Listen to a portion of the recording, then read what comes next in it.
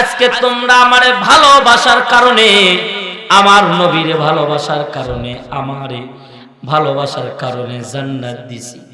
জান্নাতে ঢোকার সঙ্গে সঙ্গে আল্লাহ রাসূল বলেন, জান্নাতে যে ব্যক্তি ঢুকবে তার চেহারাটা ইউসুফ নবীর মতো সুন্দর হবে।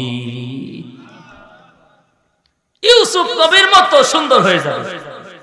জান্নাতটা এমন একটা জিনিস, জান্নাতে ঢুকবেন, ঢোকার সঙ্গে সঙ্গে আপনার চেহারা ইউসুফ নবীর মতো সুন্দর হয়ে যাবে।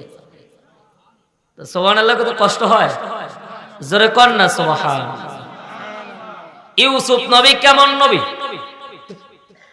মিশরের নারীগুলো ইউসুফ নবীর চেহারা দেখতে দেখতে হাতের আঙ্গুল কেটে ফেলছে।